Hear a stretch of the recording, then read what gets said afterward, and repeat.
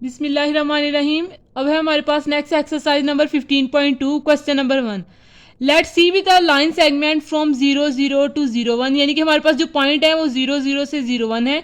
X की जो हमारे पास लिमिट है वो 0 से 0 ही है। वाई की लिमिट क्या है हमारे पास 0 से 1। In each part evaluate the line integral, हमने लाइन इंटेग्रल अलोंग सी मालूम करना है by inspection and explain your reason. और उसके बाद अब हमने अपनी रीजन भी लिखनी है। सबसे पहले हमारे पास क्वेश्चन है इंटेग्रल डी एस। हमने लिमिट्स मालूम करनी है डी एस के रिस्पेक्ट से, हमारे पास एक्स और वाई के रिस्पेक्ट से हैं। एक्स हमारे पास 0 से 0 है तो x2 माइनस x1 क्या हो जाएगा हमारे पास, ये हमारे पास x2, ये y2, ये x1 y1। मैं आपको लिख देती हूँ। हमारे पास ये क्या है, हमारे पास x1 y1 x2 y2। इसे जब हम सॉल्व करेंगे तो x2 माइनस x1 क्या हो गया, 0 माइनस 0 किसके बराबर आ गया, 0। एक लिमिट हमारे पास क्या निकल गई, 0 निकल गई। दूसरी जो हमारे पास लिमिट है y2 हमारे पास क्या है 1, माइनस y1 क्या है 0, 1 माइनस 0 आंस क्या आ गया हमारे पास 1। यानी कि हमारे पास s की जो लिमिट्स है वो 0 से कहाँ तक है, 1 तक है। हमारे पास s की लिमिट क्या है, 0 से 1। इंटेग्रल में लिखेंगे 0 से 1 इंटू डी एस। 1 का इंटेग्रल हमने विद रिस्पेक्ट टू x लेना है, विद रिस्पेक्ट टू y लेना है, विद रिस्पेक्ट टू z लेना है, विद रिस्पेक्ट टू x लेना है। तो इंटेग्रल हमारे पास ds क्या होता है, s ही होता है। s ले लेंगे, लिमिट हमारे पास क्या है 1 से 0। सबसे पहले अपर लिमिट पुट करेंगे, हमारे पास अपर लिमिट क्या है 1, लोअर लिमिट क्या है हमारे पास 0, तो आंस क्या आ गया हमारे पास, इसका आंस आ गया 1। अब इसका हम रीजन लिखेंगे, क्या रीजन है इसका हमारे पास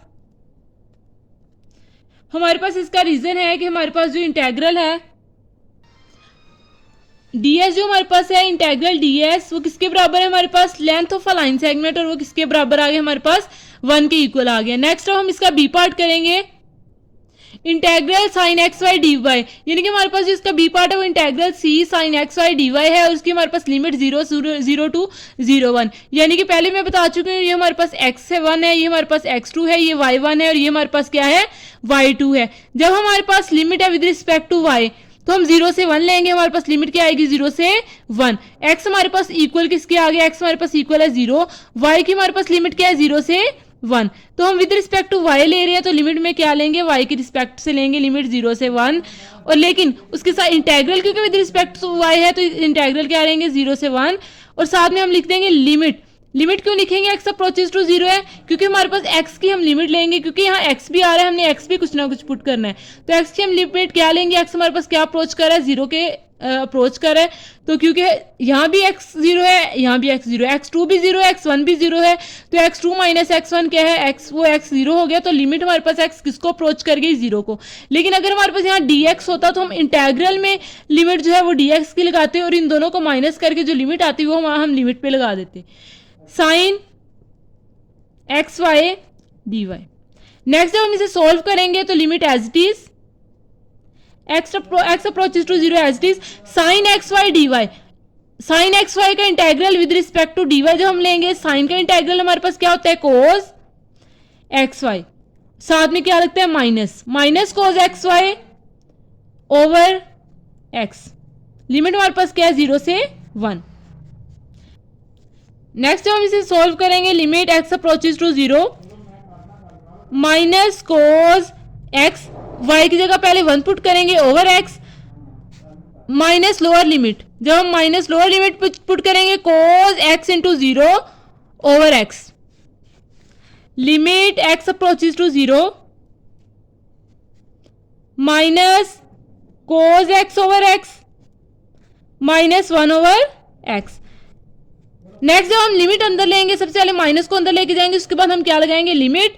जब माइनस को अंदर लेके गए और हम साथ में लिमिट लगाएंगे तो limit x approaches to 0 minus cos x over x minus minus plus, limit x approaches to 0 1 over x।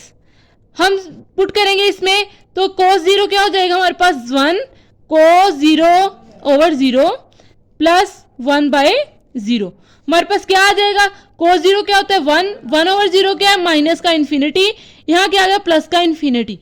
किसी भी चीज से 25,000 में से 25,000 गए या 24,000 में से 24,000, जितनी भी रकम ले ले उसमें से उतनी ही चले जाए तो हमारे पास आंसर क्या आ जाता है, आंसर हमारे पास आ जाता है 0। तो इसका आंसर आ गया 0। रीजन अब इसकी है हमारे पास जीरो क्यों आया है, क्योंकि साइन एक्स वाई हमारे पास क्या था, जीरो था। साइन एक्स वाई क्यों जीरो था कि अगर साइन एक्स में हम जीरो पुट करें तो वाई में जीरो और वन जो भी रखें हमारे पास आंसर क्या आना था, जीरो ही आना था। ये देखिए ना, इंटेग्रल हमारे पास सी था, साइन एक्स वाई था। अगर हम लिमिट पहले लगा दें, इंटेग्रल बाद में लें, लिमिट पहले अंदर अप्लाई कर दें, क्योंकि हम लिमिट भी पहले अप्लाई कर सकते हैं। अगर हम लिमिट पहले अप्लाई कर दें तो इंटेग्रल बाद में लें और लिमिट पहले अप्लाई कर दें, x approaches to zero into sine x y d y. अगर हम ये तरीका भी अपनाएं तो हमारे पास साइन x क्या हो जाएगा, जीरो हो जाएगा। तो इंटेग्रल जीरो से one sine zero into d y. तो साइन जीरो क्या होता है, जीरो, और डी वाई के साथ जब मल्टीप्लाई हुआ तो आंसर क्या आ गया हमारे पास, जीरो। तो हमारे पास इस तरीके से भी आंसर जीरो आता है। तो हमारे पास इसका मतलब क्या है कि हमारे पास अलोंग सी क्या है, इसका आंसर जीरो। नेक्स्ट है हमारे पास question number 2। Let's see with a line segment from 02 to 04. In each part evaluate the line integral along C by inspection and explain your reason. अब हमने क्या करना है, यहाँ हमने फिर इंटेग्रल सी इंटू डी एस मालूम करना है। जैसे वहाँ किया था सेम यहाँ भी वही हमने कॉन्सेप्ट लेना है।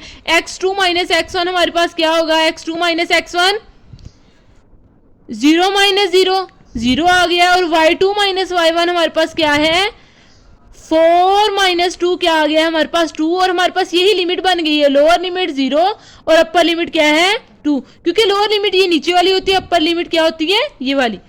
लिख लेंगे हम यहाँ पे इसे, इंटेग्रल 0 से 2 ds।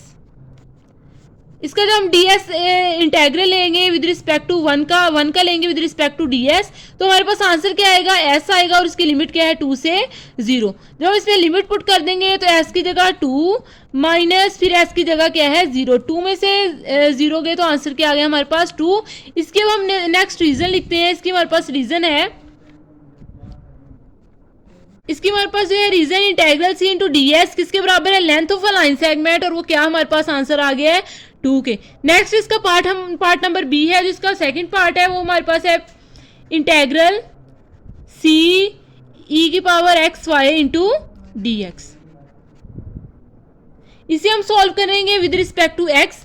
जब हम इसे सॉल्व करेंगे सबसे पहले हमें ये पता है कि हमारे पास जो एक्स की लिमिट है वो हमारे पास क्या है, यहाँ हमारे पास x की लिमिट क्या है 0 और 0, यानी कि एक जैसी लिमिट है। अगर हमारे पास लिमिट कांस्टेंट हो तो हमारे पास आंसर क्या आता है 0 आता है। मैं इसकी काउंटर आपको एग्जांपल भी दे देती हूँ। हमारे पास x की लिमिट x1 भी 0 है, x2 भी 0, यानी कि अपर लिमिट और लोअर लिमिट दोनों क्या है हमारे पास 0 है। हम इसे सॉल्व करते हैं। इंटेग्रल जब लेंगे e की पावर एक्स वाई का तो क्या आएगा e की power x y over Y.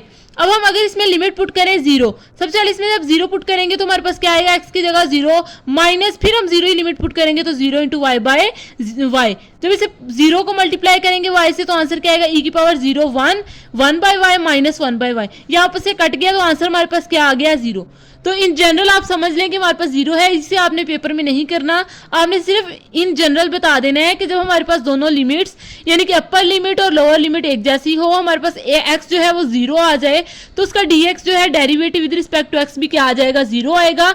तो फिर हम इसे सॉल्व नहीं कर सकते, तो इसका आंसर हमारे पास क्या आएगा 0। इसका आंसर हमारे पास क्या निकलेगा 0, क्योंकि इसके अलावा और कोई आंसर ही नहीं आ सकता, सिर्फ 0 आएगा इसका आंसर। अब हमारे पास क्या है 0 है, क्यों, because x is constant. x हमारे पास क्या था 0 था, क्योंकि x2 माइनस x1 क्या था हमारे पास 0 माइनस 0 बराबर क्या था 0। तो x हमारे पास क्या आ गया, x चेंज होता है तो x क्या आ गया 0। अगर हम डेरिवेटिव लें दोनों तरफ तो dx आ जाएगा बराबर 0। किसी भी कांस्टेंट या नंबर का जो डेरिवेटिव होता है हमारे पास क्या आता है 0। तो डेरिवेटिव यानी कि हमारे पास उसका क्या आ गया है 0। तो 0 क्यों है, because x is constant and dx is equal to 0। ये मैंने आपको प्रूव करके दिखा दिया कि अगर हमारे पास x 0 है तो उसका डेरिवेटिव भी क्या हो जाएगा 0, कि नहीं।